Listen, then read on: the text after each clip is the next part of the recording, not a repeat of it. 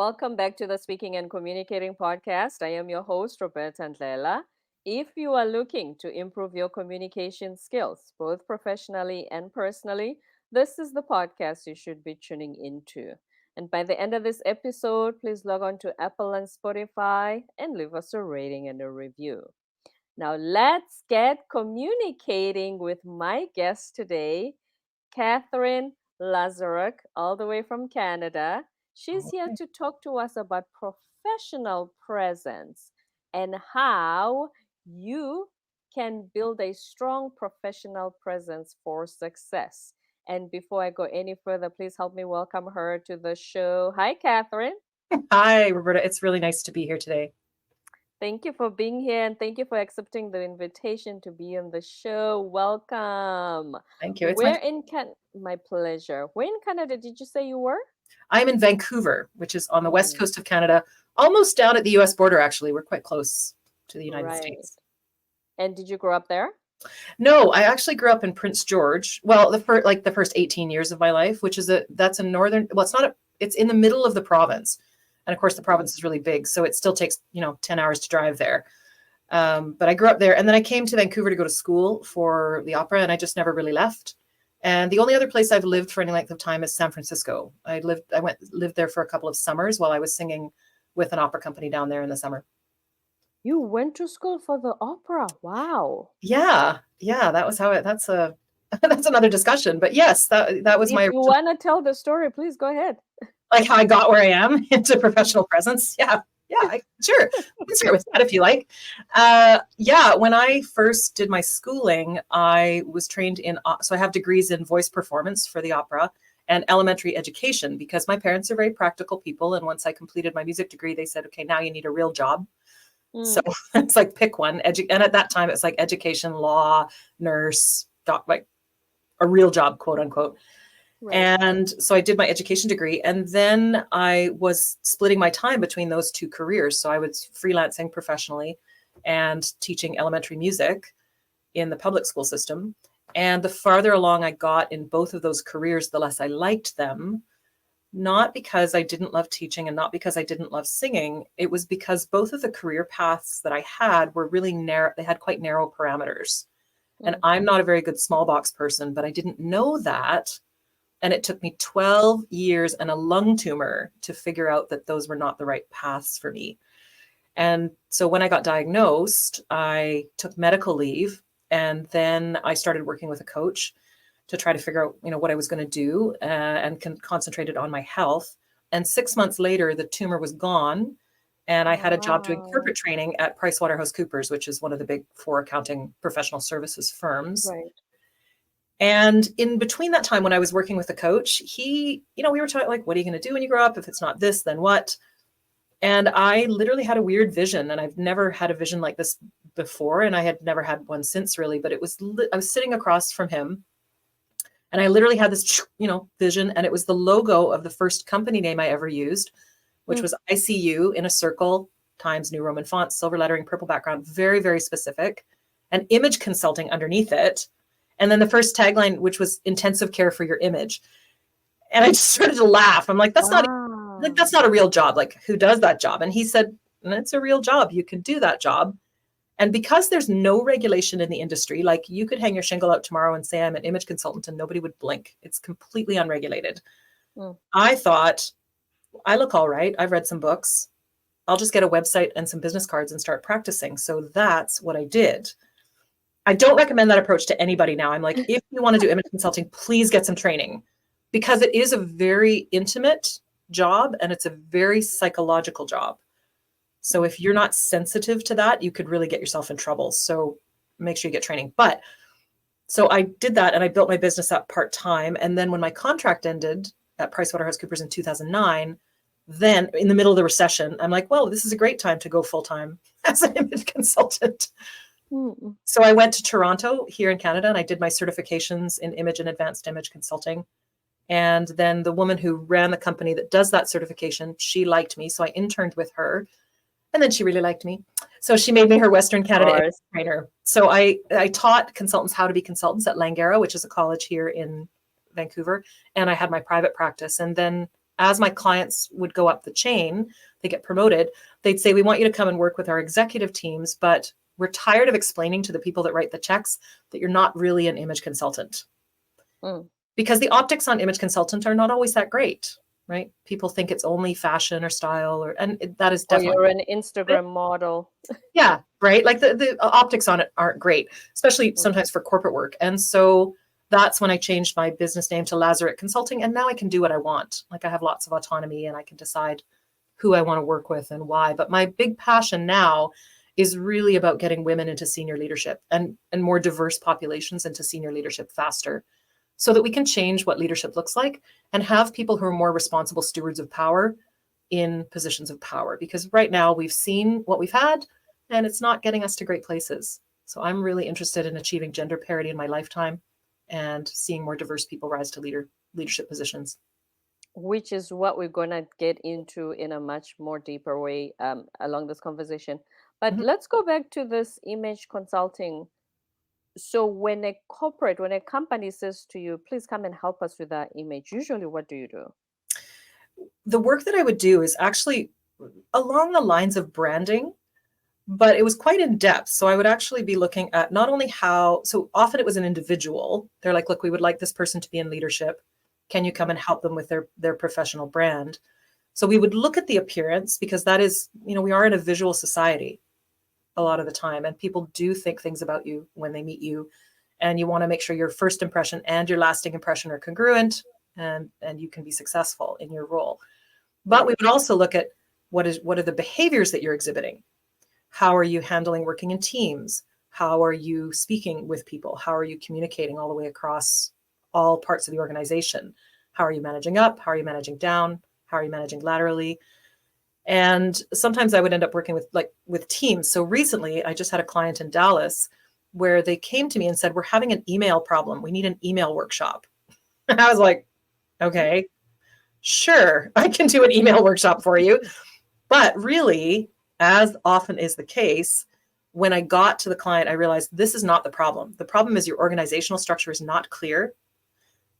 People don't understand the chain of command. They're CCing everybody and their dog on every email. So it's not Oh. efficient. And people are not sure of what channel to use for what situation. So every company now has Slack and they have Teams and they have email and they have phone calls and they have secure channels. And people didn't know. So it was really about getting the team to know each other a little bit better and getting the organization settled. And then the email issue was not a problem. So they actually, after that, we did 2 days and they got that all ironed out. And they saved about $250,000 in the first 3 months just on person hours having to deal with emails. So Mm. I really like to get into interesting problems. Whereas before, when I was doing more image consulting, it was really appearance, behavior, communication.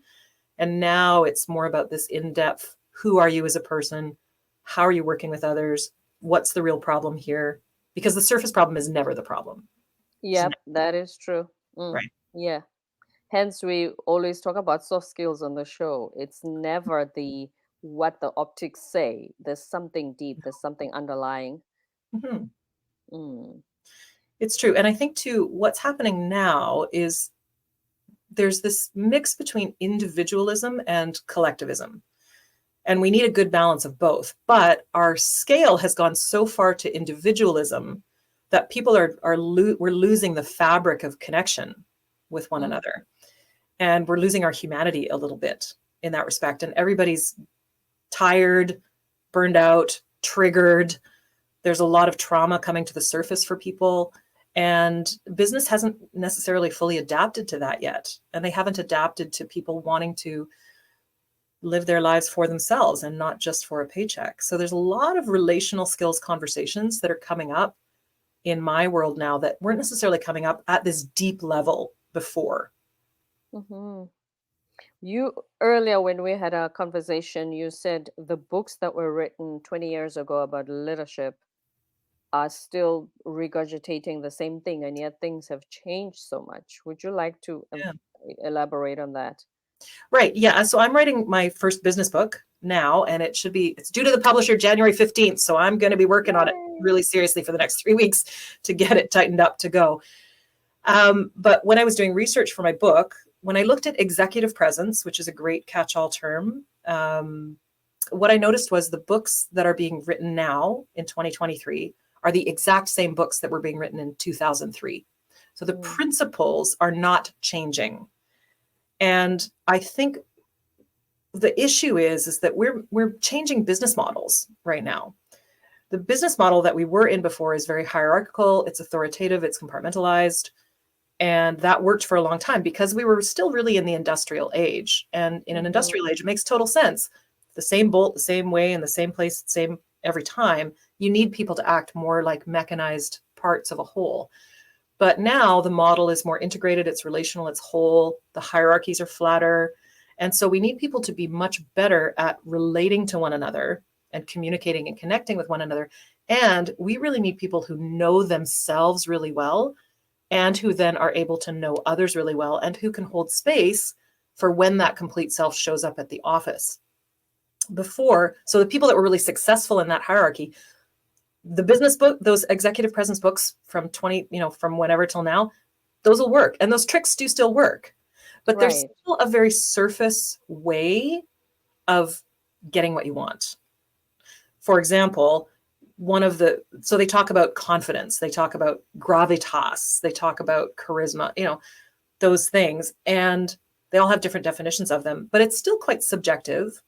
And those standards are inherently quite biased because we are operating in a cis white hetero patriarchy, a capitalist society. That's the world we're in. So all those standards conform to those things. So for anybody that's outside the spectrum, anybody who's a woman, anybody who's LGBTQ, IA+, anybody who's BIPOC, any of those other marginalized communities don't get seen as leaders. So you can put those tricks on. So you can speak low and slow. You can make sure your emails are very concise, be brief, be brilliant, be done. One of my colleagues in the UK has great communication tips for that. To be, do your slides a certain way when you're presenting. Make sure you stand a certain way, like the power poses, Amy Cuddy on TED Talks. All of those pieces are tricks to fit in to the system as it is now. And my goal is to help people, okay, you can play that game. And once you're there, let's talk about how you're going to change the game. Because people are like, companies are like, come and play in our sandbox. Our sandbox is great. And they get diverse populations in, which improve business outcomes. But then the diverse populations don't stay because it's uncomfortable. And it's like, they don't need to change. You need to change. You need to change the way your business is running so it's more comfortable for everybody at the table, not just white dudes. Yes. Because here's the thing. And we have nothing against white dudes, but what I'm saying is, I love my old white guys. They are so, actually, I do love them, and I have a huge amount of empathy for all the people who were super successful in that model and don't know what to do now. I was having a conversation with one of my CEOs a while ago, and he's like, why can't people just come to work and do the job and go home?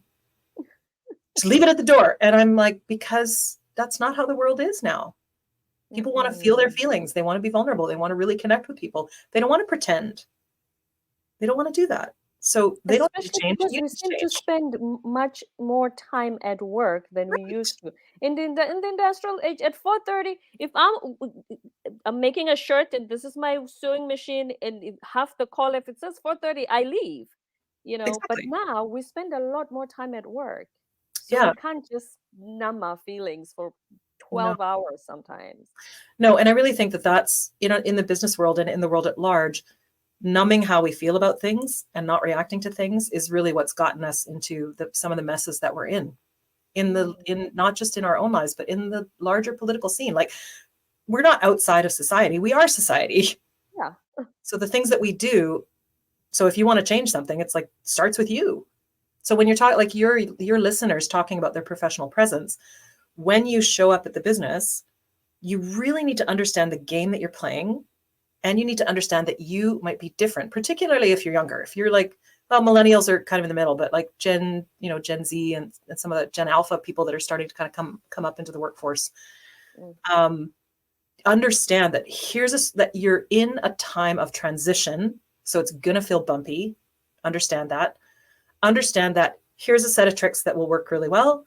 And here's some ways that you might be able to change the game. And I really think if some of your listeners are over 40, over 50, or even over 60, if you don't have a mentor under 30, you are missing out because the Say information. that again. If your So mentor is if not under you, 30? yeah, if you do not have a young mentor, a Uh-huh. mentor under 30, you are not going to stay relevant. The Mm. information exchange on mentorship is no longer just one way from older to younger. It has to go younger to older. As you age, you need people younger to keep you in the loop.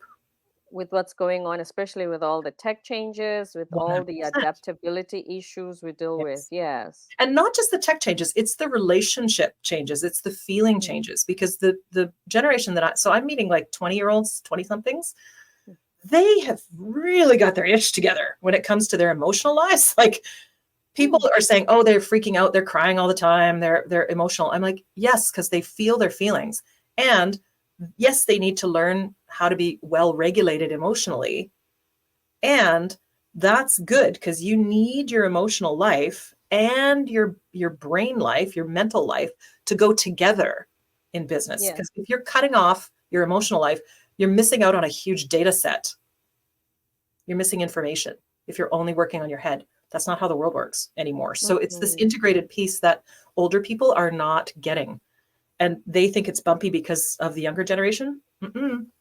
They need to change as much as the younger generation. Like, there needs to be a meeting in the middle somewhere there, understanding that Right. sides have value.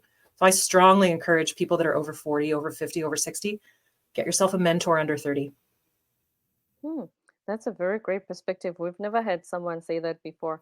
Because here's the thing as well. As you said earlier, it's about relationship building now. It's Mhm. people centered. Yes, And therefore, if you're going to build relationships with your team, the clients, you need to understand how they operate. It's absolutely. not just saying, do the job, go home.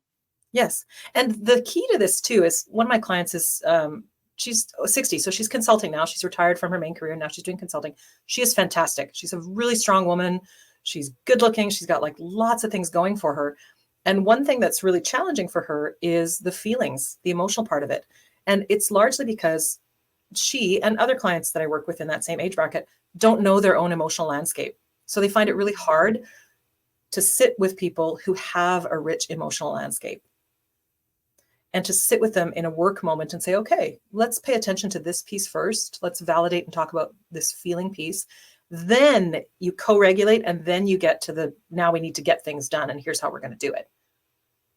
Because that's isn't that the similar process you follow with your clients and potential people who are going to buy from you as well? You mean me personally? I mean, if you think about it, when we talk about the sales process, if you want to be successful in sales, don't you also first build the relationship, especially if it's going to be a long-term Yeah, relationship? You sure. first build the relationship, you get to know them, and Mhm. then you pitch in and say, "Hey, here's what I'm selling." And then, because to just come there and think, these people have no feelings, they must just buy my product and leave. Yeah, That that's that's not how that works. no, and it's really interesting that you say that, because I'm thinking of an incident. So I was recently flying to San Francisco to work with a client, and I was sitting beside this lovely man. We were sitting in, and we talked the whole way. We just got into this Mm. great conversation. We covered a lot of really interesting things. He's working in a large company, and it was a really fulfilling, like a satisfying conversation. And he was talking, he had a business problem, and we were talking a little bit about it. And then I said, as we were coming down to the end of the flight, I said, I can help you with that. And then he sort of Mm. looked at me, he said, have you just been soliciting me as your client this whole time? And I'm like, Ah. I said, oh no. And I felt terrible. Like, I thought, oh, you know what? That was a mistake, because maybe I can help him, but he didn't ask me, but we were Mm. talking about it. And so there's nothing wrong with me like advancing that, because, you miss 100% of the shots you don't take. Yes. But I really thought this guy was cool. And we had this sort of really mutual interest in a lot of the same things. And I did think later, I'm like, you know what? It would have been interesting if I had just kind of let it slide, like the slow down part, not be so quick to let somebody know you can help them, because it doesn't make any difference what you have to offer if they haven't asked you. So you think you were wrong by offering that? No, I don't think I was wrong for offering, But in the back of my mind, I am thinking about what if I had done that differently in terms of building the relationship, just Ah. allowing that interaction to be an interaction and then see what the next step was, right? But Mm. not to necessarily open the door in that way that quickly. And it's possible he was joking too. He was really a funny guy. So he might have been teasing me a little bit, which is great. But it's just interesting. It's about building relationships wherever you go. And I think too, people think they're not in relationship. Like we tend to think of relationship only as romantic relationship. Oh, I'm in a relationship. But you're in relationship with your barista in the morning. If they make you a delicious coffee and that makes you feel amazing, you're in a Mm. relationship with them, right? You're in a relationship with the service rep on the phone.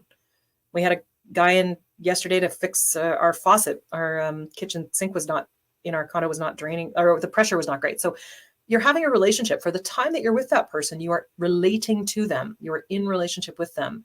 And so relationship isn't always large scale. Sometimes it can be very small scale too. And so people who eschew small talk, they're like, oh, I don't want to do that. That's the little fabric that binds people together. And that's a great place to practice your relational skills, right? It can be Mm. kind of high stakes to practice it at work if you're new in a business. But really it's these tiny little interactions all the way along that help build the fabric of the relationship that you're working on together. Absolutely. And then when you say that embracing your whole self, because you were talking earlier about embracing your whole self is a liberating experience. It's What so do you mean by easy. that? Like, well, okay, it's not okay. Let me just back up there a second. When you really accept yourself, when you really sink into all the good, all the bad, all the ugly, whatever, then you're not using all your energy to mask. You're not using your energy to pretend to be someone you're not. You just then get to focus all your energy on being who you are. And it's my personal belief that nature doesn't make mistakes. Whatever Mm. container you showed up here in the world in is the perfect container to do whatever you're meant to do on the planet. And the sooner you make friends with your container, the easier your life is going to roll. So I'll give you an example. When I was in the opera, I was dying to be like the third act diva, like the princess, the lead that's like, like fainting on the couch. And I am not. I am the side, I'm like Donkey in Shrek, right? I'm a little short, I'm a little round, I'm kind of off the, I'm a little off the cuff, right? I'm kind of the If comic relief. anybody's listening, please know that Catherine is not accurate. She looks really beautiful for sure. I mean, like, you know what I mean, right? Like, it's that idea of like, you're the comic sidekick. And thank you. Yes, I feel quite beautiful. You But are. again, it was finding my niche, right? It was accepting that slight quirkiness. It was accepting that I like to be over the line. I'm a challenger. So then I can't be upset when people challenge me. But no one was hiring me in the opera to be the third act diva fainting on the couch because that's not who I am.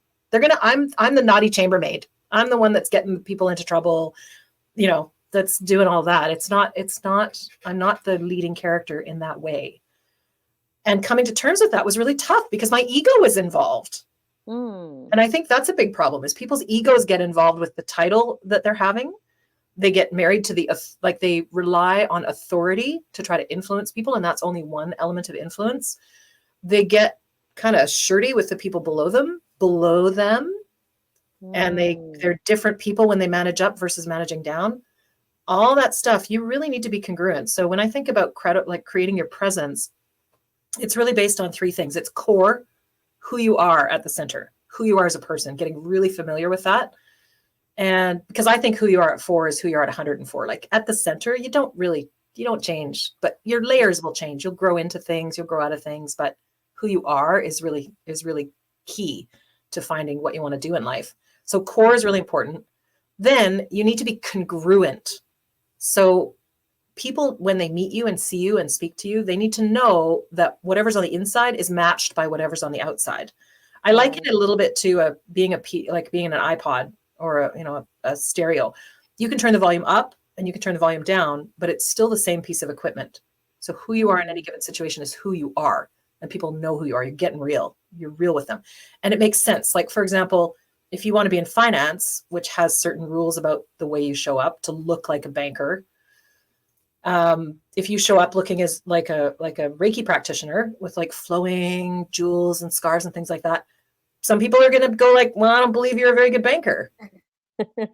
Yeah, they're not gonna buy that. Right. Not You the don't image, want, yeah. Yeah, you don't want people trying to figure you out that much. I mean, there are some people, I have had clients in the past who like that. They like being mysterious. They like not making sense. They want people to have to work to get to know them. And that's fine. That's a choice. So the next piece of what I think the top three are, so core, congruence, you need to make things make sense. And the third one is choice. I used to say control because there are things you can control. You can control the way you appear. You can control the way you speak. You can control what you believe. You can control your thoughts. But I actually think it's choice. So you, knowing this information, can choose what to deploy when. So if I'm going into a corporate networking function, for example, I'm more likely going to wear one of my suited pieces than it would be to wear something more casual.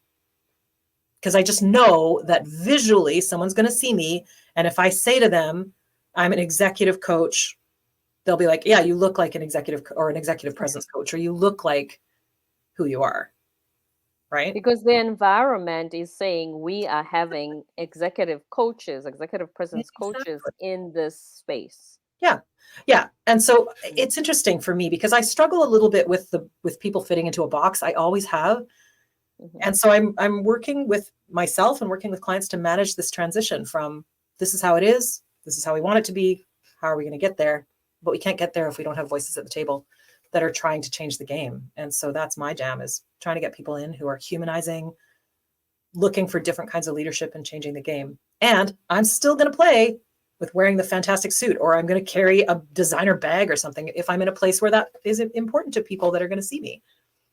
You know, I'm not opposed to designer bags, but I'd rather go for function myself. So, you know, it's like I need So something. yes, so that is the image, the look. What about the inner, the soft skills, and how you present yourself now, personality wise? The inner work. I think one of the most important skills that anyone who wants to be a leader needs to develop internally is emotional regulation and emotional sensitivity. So to not be triggered by things, or if it's not, we all get triggered by stuff all the time. That's standard, unless you're totally numbing your feelings, which lots of people do. But if you're triggered by something, you need to be able to know, recognize, oh, I'm being triggered right now. This has to do with something in my past. Maybe there's somebody who, there's stuff in the past that can affect how you are now. My reaction is really strong, or my reaction is appropriate. Now, what do I want to do? And then act after that. And that gap, like shortening the gap between the incident, the inciting incident, the trigger, and your response to it, following those 3 steps faster and faster is a great metric to follow. Because sometimes you can get triggered by something and then it takes a long time, or you react instantly and then you go back and you're like, oh, I shouldn't have done that. Right? So this emotional regulation is hugely important. I think also another really important thing to think about for people is to think about yourself as part of a system, because our whole world is systems based. The entire planet is systems based. Right. So when people go too far to the individualistic, what's in it for me, and are always thinking from that agenda of what's in it for me, and not thinking about, oh, I can get my needs met and other people can get their needs met. We're not living in a zero-sum either or world. We're living in an and world. A win-win situation type of world. Right. Yeah.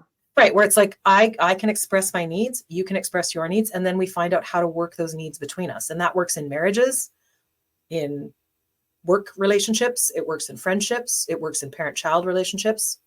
We're all human beings. We all have needs. We all have feelings. We all have thoughts. We're the same. So the more that we can understand that for ourselves as leaders, here's typically what I think. Here's what I typically do in a situation. Here are the things that are going to trigger me. Here's the places where I'm going to get emotional or flustered. So I need to practice calming myself down, regulating myself so I can think clearly and act with integrity in any situation. I'm trying to think of what else would be really, you know what else is really great for leaders? Cultural sensitivity. Yeah. That's huge. Especially so many organizations are global now. Yeah, right? Yep. The things that a lot of the things that people coach on, if they're in the North American cultural context, for example, this is probably your learners might know this already, but the idea of like eye contact, for example. So in North American culture, it is polite to make eye contact with someone when you're talking to them because that signifies that you're listening. In other cultures, it is incredibly rude to make eye contact with somebody, particularly if they have more authority than you do. Right? So there's a cultural sensitivity, and I think it's a cultural curiosity as well. Like when someone comes, everybody's behavior makes sense to them.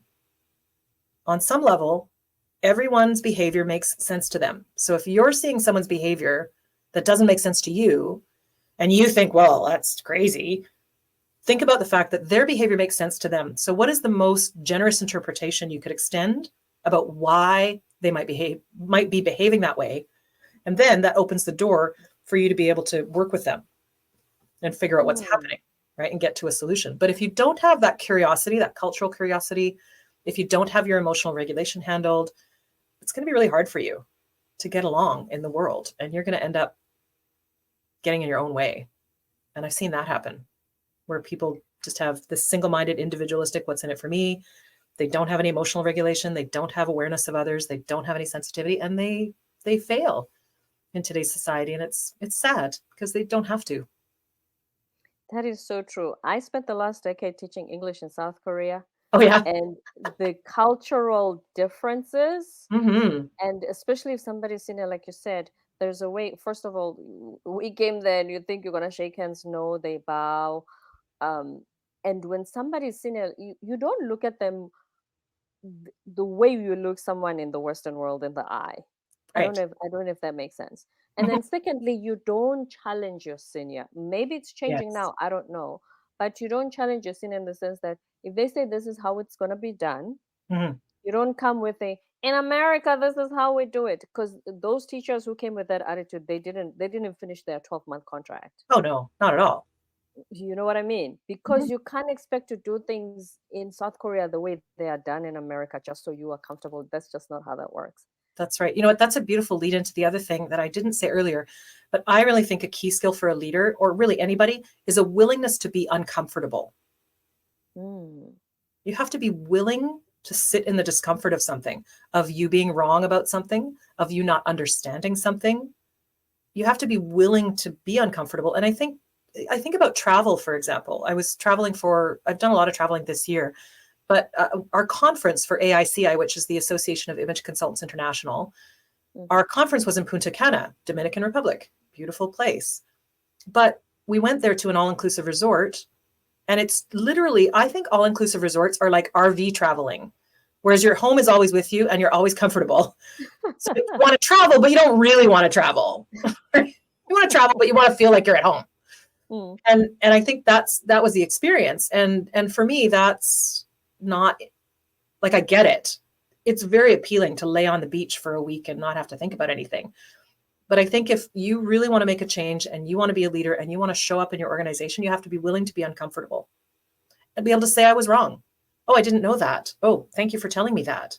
Thank you for sharing that with me. Thank you for educating me. I really appreciate it because you're not going to have all the perspectives all the time. You only have one perspective and it's limited by where you grew up, your culture, all the different things, your Mm. geography. It's different. And we always emphasize that leaders are not expected to know everything. And No. it doesn't mean that not knowing everything means they're going to lose respect of their team, because I think that's where the fear is of Yes. appearing as if you have all the answers so that you seem Hmm. like you not only deserve to be in the position, but that your team must look at you a certain way. The mask that you talked about earlier. Yes. Yeah. Yeah. Often people will put on a mask to pretend that they have it all under control, like they're building the walls, right? They kind of armor up and have this corporate mask on, and then behind the scenes they might be a really different person, and that's Mm. just fake. Like people can spot fake. They might not be they might not be completely aware of what's happening when they get someone who's a bit fake, but they'll know that there's something wrong and they won't Something feel is entirely off. comfortable. Yeah, Mm. there's that little bit of a little bit of a radar will be like, something not quite right here. And I think leaders who rely on masking are really going to be in trouble as the workplace is changing. They're going to be in so much trouble because you can't live like that. It's exhausting. And the reliance on, as I said earlier, on authority to get what you want done, or reliance on hierarchy, that's also not going to work for much longer. Mm. right? It's definitely changing for sure. Hmm. And then, do you have any last words of wisdom for professionals who are seeking to be in leadership positions on how they can start working towards their professional presence? Well, the first piece is to get to know yourself really, really well. So do all the personality tests, go out and find out what you like. If you need some help coaching, find a coach to help you do that. Because all a coach is an accelerant. That's it. So if you want to get there faster, a coach is the way to do that. So Mm, really get to know yourself very, very well and really find out what environment you're going to fit in. Because, for example, I am not great in a siloed environment. So in a professional services firm where there's lots of rules, I'm bad at that because I want to talk to everybody and I want to find out what all the stuff that's going on. And that's not my position. And I shouldn't be doing that in the position that I'm in. Right. right. So get to know yourself really, really well and get to know the environments that work really well for you and talk to people who are in those leadership roles. So for example, like if I generally work director level and higher to get people into those senior positions. And my Mm, directors, I always say, look, you want to be a VP, get some relationships with VPs. Start talking, say, hey, what was the transition like for you from director to VP? Because it's a very different mindset. right. Director is still pretty task oriented as a role, whereas VP is more thought oriented. You're doing different things. More strategic. Yeah. More strategic, that's right. And it's also really okay. So there's are people, it's okay that people aspire to be leaders. It's also okay for people to find a level that really works for them and stay there. So I talked Mhm. to a client who is a senior associate in a law firm, and she loves the work. She loves being a senior associate. It's enough responsibility, but not too much. The hours are good for her family. She really enjoys digging in and helping the lead lawyer do their job. She really loves it and has really had to work hard to resist the pressure of to become a partner because she doesn't want to do Mm. that, right? So that's that piece about getting to know yourself that's really, really important. And then start thinking about the environment and start thinking about how you can match who you are and the environments that you like to what it is you want to do. And you'll be a lot more satisfied with your work. So it all begins with self-awareness. 100%. Sorry, Mhm. get some therapy. In the wise words of Katherine Lazaruk, the professional presence expert, thank you so much for being here today. I enjoyed talking to you. This has been fun. You're so welcome. I enjoyed chatting with you too. Thanks for having me. Mhm. My pleasure. And before you go, where can we find you online so that if we want to learn more or need coaching, we know where to find you? You can connect with me directly at my website, which is lzrkconsulting.com, if you want to connect with me directly. If you want to follow me on social, I'm on Instagram at Katherine Lazaruk, and I'm on LinkedIn as well. So there's a number of different ways to get to me. And if you want to get on the the pre-order list for my book, which is coming out in the spring of next year, then go to Mhm. my website and sign up for the newsletter, and that's where all the information will be. lzrkconsulting.com. Yeah, Katherine Lazaruk, thank you very much for being here today. it's a pleasure. Thanks for having me. My pleasure. Don't forget to subscribe, leave a rating and a review on Apple and Spotify, and stay tuned for more episodes to come.